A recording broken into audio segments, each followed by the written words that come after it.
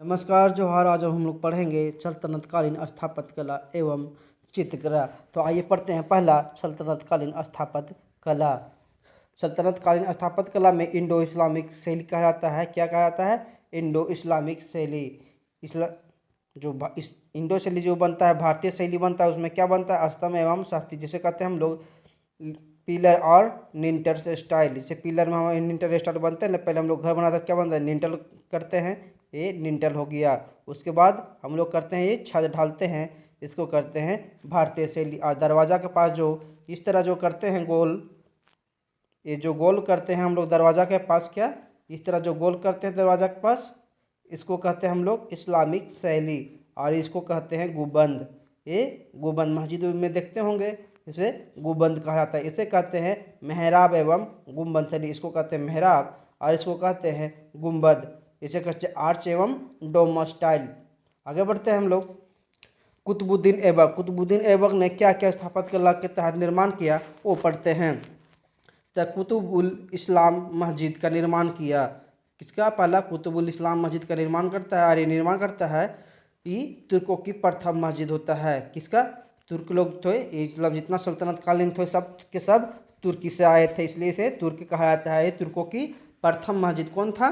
कुतुबुल इस्लाम मस्जिद तुर्कों की प्रथम मस्जिद था। और ये जैन मंदिर को तोड़कर बनाया गया था। क्या? जैन मंदिर को तोड़कर बनाया गया था। और ये दिल्ली में बनाया गया था। क्या? दिल्ली में बनाया गया था कुतुबुल इस्लाम मस्जिद। नेक्स्ट है 2.5 दिन का झोपड़ा। 2.5 दिन का झोपड़ा का निर्माण कहाँ किया गया था? अजमेर में किया गया था, अजमेर के राजस्थान में। 2.5 दिन का झोपड़ा और ये सरस्वती मंदिर को तोड़कर बनाया गया था। 2.5 दिन का झोपड़ा इसलिए कहते हैं क्योंकि इसे 2.5 दिन में ही बनाया गया था। नेक्स्ट है कुतुब मीनार। कुतुब मीनार का आरंभ कौन करता है? कुतुबुद्दीन ऐबक द्वारा किया जाता है, लेकिन पूरा इसे कौन करता है? इल्तुतमिश द्वारा किया जाता है। और कुतुब मीनार का जो होता है वो 4 मंजिला होता है। 4 मंजिला मीनार होता है। कितना? 4 मंजिला, 1 2 3 4, 4 मंजिला निर्माण होता है। लेकिन फिरोज तुगलक के काल में क्या होता है? ये मीनार, चौथा मीनार जो होता है वज्रपात से टूट जाता है। क्या होता है? टूट जाता है। चौथा मीनार वज्रपात से टूट जाता है। किसके काल में? फिरोज तुगलक के काल में। तो फिरोज तुगलक ने क्या करता है? चौथा मंजिल के स्थान पर 2 और छोटे छोटे मंजिल निर्माण करता है। और ये मंजिल कितना होता है? 5 मंजिला हो जाता है। 5 मंजिला निर्माण हो जाता कर देता है। इसके बारे में पढ़ते हैं। कुतुब मीनार की जो लंबाई है वो है 71.2 मीटर लंबाई है। और नीचे का जो व्यास है नीचे का वो 46 मीटर है। और ऊपर का जो शीर्ष है ये 18 मीटर है। तो देख लिए कुतुब मीनार की लंबाई चौड़ाई। अब आगे बढ़ते हैं। और नेक्स्ट है जो कुतुब मीनार को जो बनाया जाता है, कुतुब मीनार एक है कौन? सूफी संत। कौन है? बख्तियार काकी। बख्तियार काकी एक सूफी संत है। इन्हीं के सम्मान में कुतुब मीनार का निर्माण करवाया जाता है। और कुतुब मीनार किस लिए निर्माण करता है? ये अजान वगैरह के लिए निर्माण किया जाता है। आगे बढ़ते हैं। कुतुब मीनार कितना था? 4 मंजिला था। यह फिरोज तुगलक के काल में वज्रपात से टूट गया। ऊपर का एक भाग टूट जाता है तो फिरोज तुगलक ने इसे 5 मंजिला बना देता है। 2 को छोटा छोटा मंजिला बना देता है। कुतुब मीनार की लंबाई भी देखे थे। लंबाई कितना? 71.2 मीटर। आधार नीचे का जो था वो 46 मीटर व्यास था। और ऊपर का जो शीर्ष था वो 18 मीटर था। 18 मीटर था, क्या अभी है। ठीक है, आगे बढ़ते हैं हम। इल्तुतमिश। इल्तुतमिश के कारण जो स्थापत्य कला स्थापित किया गया, क्या क्या किया गया? नसरुद्दीन महमूद का मकबरा स्थापित किया गया। और नसरुद्दीन मोहम्मद का जो मकबरा है वो किस नाम से प्रसिद्ध है? वो सुल्तानगढ़ के नाम से प्रसिद्ध है। नसरुद्दीन महमूद का मकबरा ये तुर्कों का प्रथम मकबरा था। क्या था? प्रथम मकबरा था तुर्कों का। प्रथम मकबरा था तुर्कों का। उसके बाद इल्तुतमिश क्या करता है? हौज ए शमसी का स्थापना करता है। क्या करता है? निर्माण करता है। हौज ए शमसी का निर्माण करता है। और ये क्या है? एक ईदगाह है। क्या? ईदगाह। ईदगाह का निर्माण कहाँ करता है? बदायूं में करता है। नेक्स्ट है जामा मस्जिद। जामा मस्जिद का भी निर्माण करता है, दिल्ली में है। नेक्स्ट है मोइनुद्दीन चिश्ती। मोइनुद्दीन चिश्ती के बारे में पढ़े होंगे। मोइनुद्दीन चिश्ती जो यहाँ पे अजमेर में जिसका दरगाह है मोइनुद्दीन चिश्ती का, ये प्रथम कोई सूफी संत है जिसका निर्माण किया जाता है, दरगाह बनाया जाता है। और जो मोइनुद्दीन चिश्ती का जो दरगाह जो फेमस है आप लोग का अजमेर में, अजमेर का दरगाह के नाम है, उस चिश्ती दरगाह के नाम से जो फेमस है, उसका निर्माण किसके द्वारा किया गया था? इल्तुतमिश के द्वारा किया गया था। ये भारत का प्रथम दरगाह है। क्या है? भारत का प्रथम दरगाह। पूछेगा भारत का प्रथम दरगाह कौन सा है? तो मोइनुद्दीन चिश्ती का दरगाह है जो भारत का प्रथम दरगाह है। नेक्स्ट है बलबन के काल में क्या होता है? बलबन काल में बलबन का मकबरा बनाया जाता है और ये पूर्णतः इस्लामिक शैली में बना होता है। भारत का प्रथम मकबरा है। भारत का प्रथम मकबरा है जो पूर्णतः इस्लामिक शैली में बना है, वो है बलबन का मकबरा। पूछ देगा पूर्णतः इस्लामिक शैली में बना भारत का मकबरा कौन सा है? तो है बलबन का मकबरा। और बलबन काल में जो जितना भी इमारत बनता था वो गैर पॉलिश युक्त पत्थरों से बनता था, इसमें पत्थर में पॉलिश नहीं किया जाता था। नेक्स्ट आगे बढ़ते हैं हम लोग खिलजी वंश। खिलजी वंश में हम लोग पढ़ेंगे अलाउद्दीन खिलजी में क्या क्या निर्माण किया गया। तो अलाउद्दीन खिलजी में एक श्रीनगर बसाया। क्या? श्रीनगर। एक नया नगर बसाया था। श्री नाम का एक नया नगर बसाया था। कहाँ पर? दिल्ली में बसाया था। नेक्स्ट है जमात खाना। जमात खाना का स्थापना कहाँ किया था? जमात खाना दिल्ली में। अरे क्या था?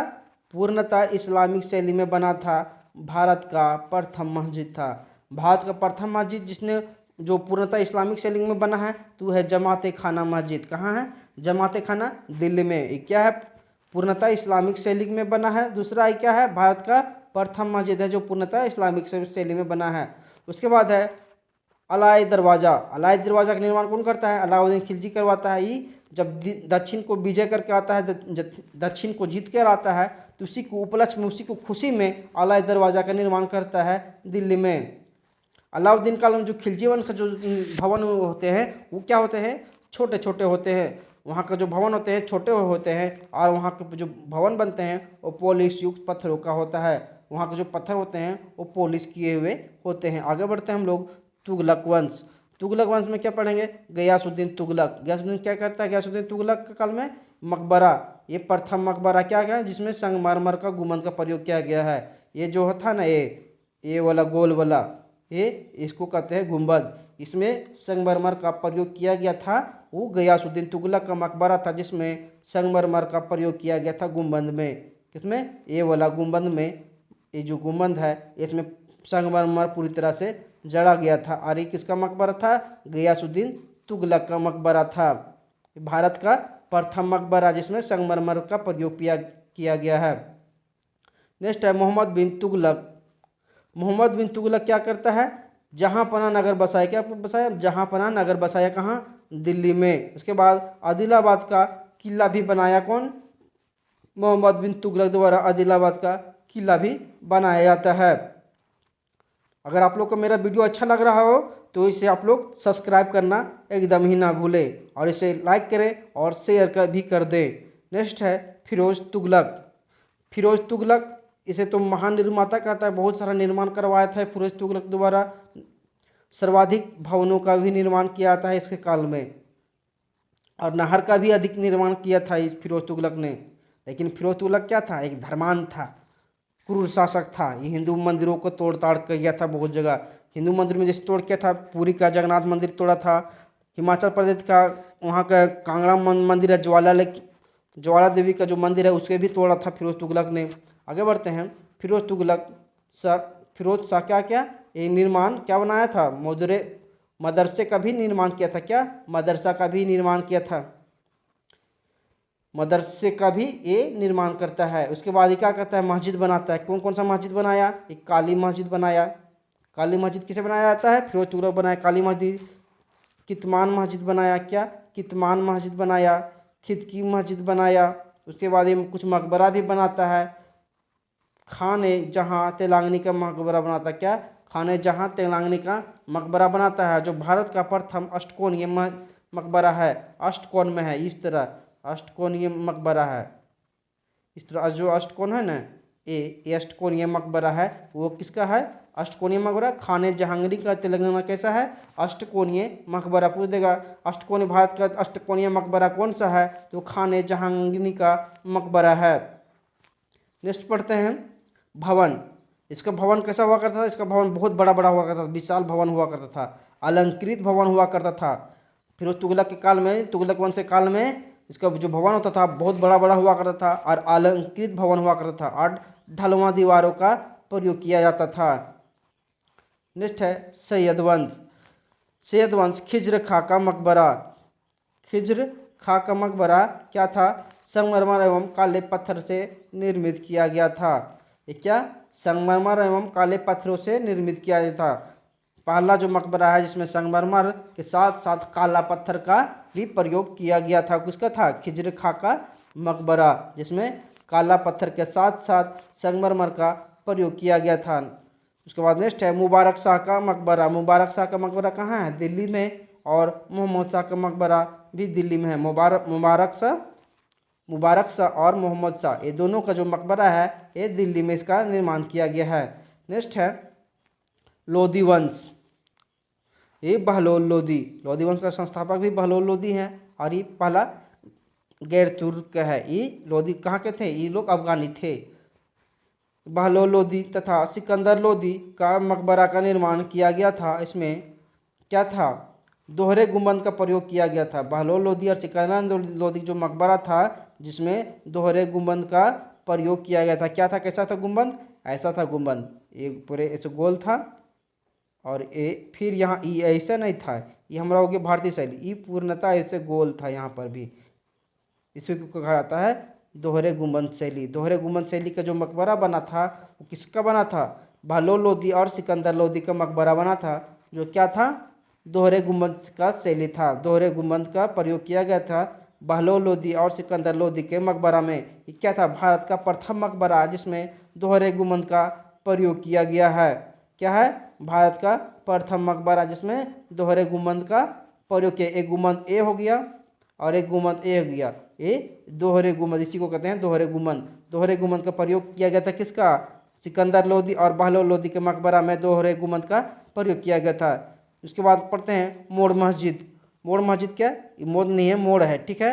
मोड़ मस्जिद, मोड़ मस्जिद, मोड़ मस्जिद का निर्माण किसके द्वारा किया गया था? सिकंदर लोधी के वजीर के द्वारा किया गया था। किसके द्वारा? सिकंदर लोधी के वजीर जो था मियाँ भुआ था। क्या? मियाँ भुआ। मियाँ भुआ के द्वारा मोड़ मस्जिद का निर्माण किया जाता है। और ये क्या था? लोधी काल का सर्वश्रेष्ठ कलाकृति स्वीकार किया गया। किसको?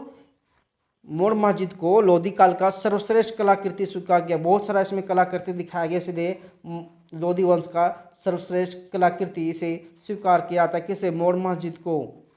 आगे बढ़ते हैं गयासुद्दीन तुगलक। गयासुद्दीन तुगलक क्या करता है? थोड़ा सा पढ़ते हैं। गयासुद्दीन तुगलक बंगाल को 3 भाग में बांटता है। बंगाल को पूछेगा बंगाल को 3 भाग में किसने बांटा था? तो गयासुद्दीन तुगलक ने बंगाल को 3 भागों में बांट दिया था। नेक्स्ट है कौन कौन सा भाग में बांटा था और क्यों बांटा था? ये विद्रोह को रोकने के लिए। बंगाल में जो अधिकतर विद्रोह किया जाता था उस विद्रोह को रोकने के लिए गयासुद्दीन तुगलक द्वारा बंगाल को 3 भागों में बांट दिया जाता है। कि कौन कौन सा बंगाल? पूर्वी बंगाल, पश्चिमी बंगाल और दक्षिणी बंगाल में 3 भागों में बांटता है। पूर्वी, पश्चिमी और दक्षिणी बंगाल के रूप में बंगाल को 3 भागों में किसने बांटा? तो गयासुद्दीन तुगलक द्वारा बंगाल को 3 भागों में बांट दिया जाता है। नेक्स्ट हम लोग पढ़ते हैं, थोड़ा सा और विविध में है। कश्मीर का लोकप्रिय शासक कौन है? लोग कश्मीर का लोकप्रिय शासक अधिकतर पूछता है। कश्मीर के लोकप्रिय शासक तो जैनुल अब्बादीन। और जैनुल अब्बादीन को क्या कहा जाता है? कश्मीर का अकबर कहा जाता है। ये क्या था? एक सहिष्णु शासक था और सभी धर्मों का सम्मान करता था, इसलिए कश्मीर का अकबर कहा जाता है। किसे? जैनुल अब्बादीन को कश्मीर का अकबर कहा जाता है। नेक्स्ट है सल्तनत काल की चित्रकला। सल्तनत काल की चित्रकला, इसमें देखेंगे सल्तनत काल में क्या होता था? शरीयत के अनुसार इस्लाम धर्म में चित्रकला पूरा तरह से वर्जित हुआ करता था, लेकिन और उसमें क्या क्या भवन, पशु, पंछी का चित्रकारी गैर इस्लामिक घोषित किया गया था। और इसमें इस्लाम के तहत ये सब नहीं बनाया जाता, इस्लाम धर्म के तहत। लेकिन क्या हुआ था? सल्तनत काल में स्वतंत्र रूप में चित्रकला पर हुआ, विकसित हुआ। क्या हुआ? स्वतंत्र रूप से चित्रकला विकसित होता है सल्तनत काल में। सल्तनत काल में जो चित्रकला है वो स्वतंत्र रूप से विकसित हो जाता है, क्योंकि शरिया के अनुसार तो प्रतिबंध रहता है, लेकिन सल्तनत काल ऐसा था क्योंकि वहाँ स्वतंत्र रूप से विकसित होता है। नेक्स्ट है चित्रकला। चित्र ग्रंथ कौन कौन सा था? गीत गोविंद, मृगनयनी, रास बिहार, महाभारत, रामायण, वसंत दर्पण, सुख कथा, ये सब का निर्माण किया जाता है। आगे बढ़ते हैं। फारसी भाषा का प्रथम ग्रंथ कौन सा था? फारसी भाषा का प्रथम ग्रंथ शाहनामा था। कौन था? शाहनामा। फारसी भाषा का जो प्रथम ग्रंथ था वो शाहनामा था। महाभारत, रामायण का बांग्ला अनुवाद किसके द्वारा किया जाता है? महाभारत ग्रंथ और बांग्ला का बंगाली अनुवाद किया जाता है। रामायण का कृतवास के द्वारा अनुवाद किया जाता है बंगाली में, और महाभारत का मलधर वसु द्वारा बांग्ला में इसका क्या किया जाता है? अनुवाद किया जाता है। तो देख लिए, रामायण का बांग्ला अनुवाद कौन करता है? कृतवास। और महाभारत का मूलधर वसु करता है किसमें? बांग्ला भाषा में अनुवाद करता है। नेक्स्ट है तमिल रामायण। तमिल में रामायण का कौन करता है? तमिल में रामायण का कौन? कंबन द्वारा लिखा गया है। कंबन द्वारा, कंबन है कौन? कंबन। कंबन द्वारा तमिल में रामायण का अनुवाद किया जाता है। उसके बाद है फारसी में जो किया जाता है, फारसी भाषा में रामायण का अनुवाद वो कौन करता है? अब्दुल कादिर बदायूनी द्वारा फारसी भाषा में रामायण का अनुवाद किया जाता है। किसके द्वारा? तो पढ़े, अब्दुल कादिर बदायूनी द्वारा। उसके बाद बांग्ला में तो देखते कि होंगे, बांग्ला में रामायण का अनुवाद कृतवास द्वारा किया जाता है। उसके बाद कल कुछ और पढ़ेंगे। अगर आप लोग को मेरा वीडियो अच्छा लगा हो तो इसे लाइक करें, सब्सक्राइब करें, कमेंट करें और शेयर करना ना भूलें। जय झारखंड।